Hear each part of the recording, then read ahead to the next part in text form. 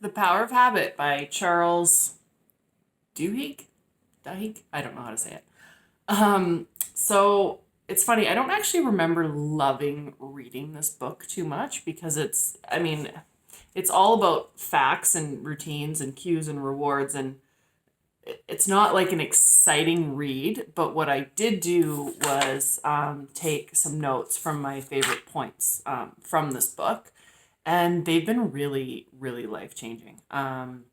Just learning about keystone habits and how one habit like food journaling can actually naturally create a bunch of other healthy habits, and having a cue to work out, like when you get home your shoes are out, or first thing in the morning you go, and just following that cue.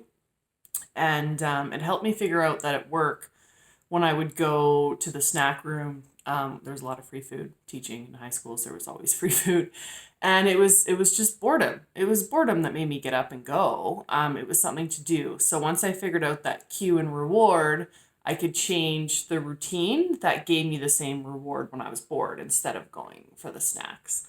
Another one of my favorite things that I wrote down from this book was that our weak tie acquaintances are often as influential as our close friends. So hearing gossip or hearing something from someone that you might not even know that well really influences us. And that was eye opening for me because the more I thought about it, the more I was like, man, that's true.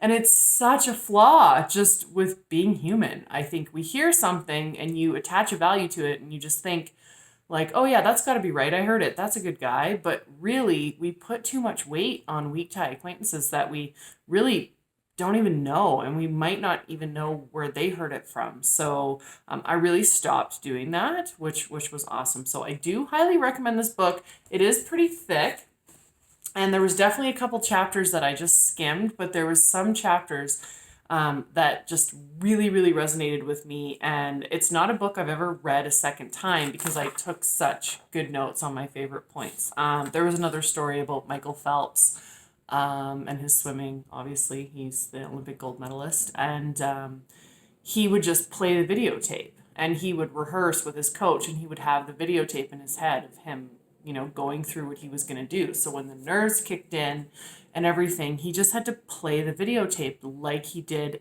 every other time. He saw himself doing it. He hopped in the water and did it.